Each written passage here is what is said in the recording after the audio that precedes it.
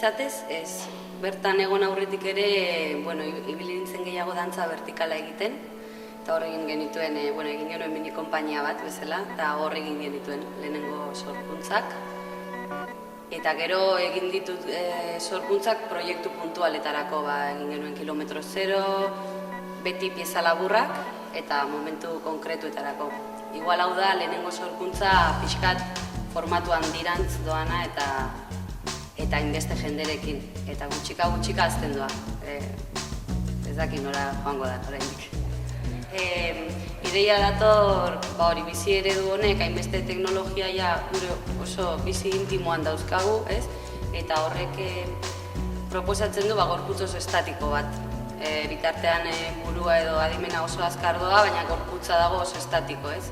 Eskua, atzamarra eta gutxi artikulatzen da. Bai lanean edo gure aisialdian eta gure komunikazio ereduan batez ere, ez? Hau da, zure gauza intimoenak pantaila baten bidez esaten dituzu askotan, eta gero plazan edo kalean gero eta gutxiago komunikatzen gara edo. Bai ahotsez eta bai gorputzak ere nire ustez ozteko proposamen bat bezala dago.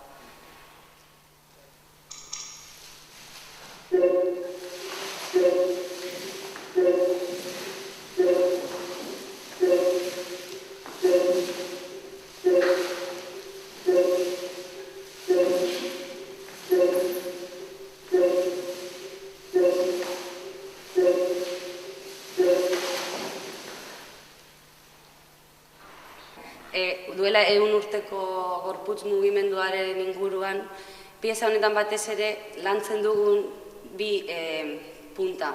Bata izango zen gorputz estatiko hori, baina gaur egungo gizartean oso aktibo dagoena, eta beste alde batetik horren oposizioa. Eta orduan, duela 100 urte, nik ez dakite ondo zein izango zen mugimendua, baina suposatzen dut ez zegoela gaur egun dugun sarea, eta horrek badu ondorio zuzen bat. Ez dakit aurrekoa zein zen, baina bai interesatzen zaidana da gehiago, gaur egungo mugimendu horren kontrakoa edo oposizio hori. Adibidez, ez dakit, larrua jotzea ezinezkoa da teknologien bidez, ez? Eta hori da, igual mugimendu organikoenetariko bat, edo erditzea, edo gauzarik primitiboenak ez dute zer ikusirik teknologiak eskatzen duen gorputzarekin.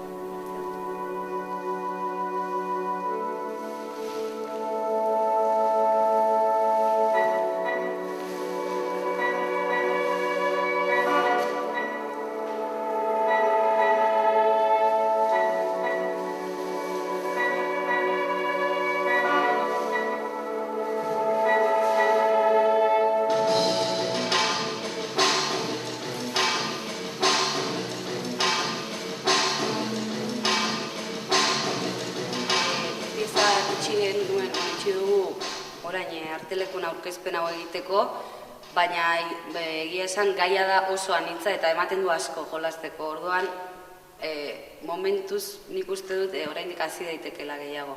Ez da luzatze kontua, ez luzatu denboran, baina bai, orain izan da hasi lan prozesua itxi dugu, baina datagatik ez amaitu dugulako, baina ez dakit. Batzutan ere amaitzen jakin egin behar da, ez?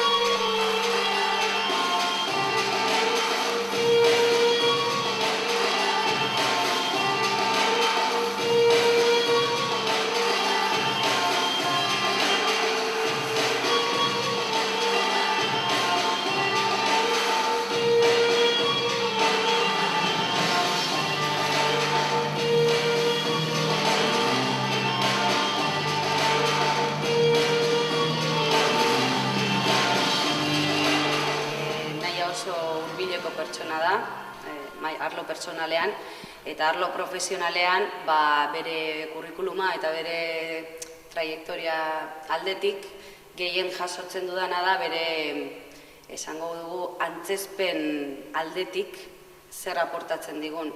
Igual ni orain nago momentu batean koreografia ikasketetan eta hor gaude asko forma, dinamikak, espazioa, antzezpena ere, baina igual hor ez diota inbeste atentzio hori jartzen. Eta hor Naia Bartzelona etorri zen lan egitera, eta egin zigun filtro bat bezala, non dago begirada, non zaude, kanpoan, barruan, ja formatik aratago, edo koreografia fizikotik aratago, alde emozionala, eta oso aberazgarria. Bere lan egiteko modua oso zuzena, baina era berean beste dantzariek ez zuten ezagutzen, eta zuzena izan arren badaki jendearekin tratatzen.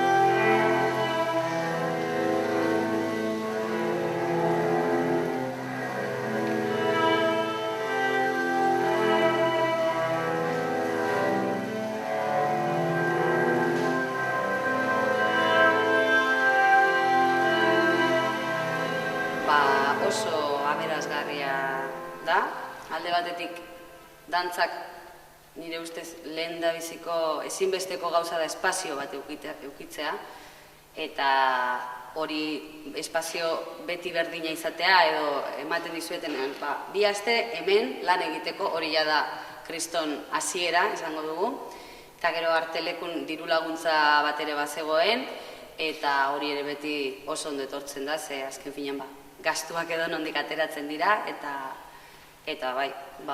ezinbestekoa deritzot sorkuntza prozesu bat eukitzeko, residentzia bat edo leku bat eta gero apoio bat. Jarraitu, hori ere beti oso positiboa da. Dantzaguneko residentzia izan da, nire ustez, oso aberazgarria eman digun malgutasunagatik. Gu adibidez gure sorkuntza 5 dantzarirekin osatua dago, eta horretan oso malgutasuna sentitu dugu, nahi baldin baduzue Bartzelonan garatu, gero etorri data aldetik, tramite osoa izan da oso erreza, hurbilekoa, erosoa, eta malgua, eta oso gustora, eta oso eskertuta gaude. Haupa.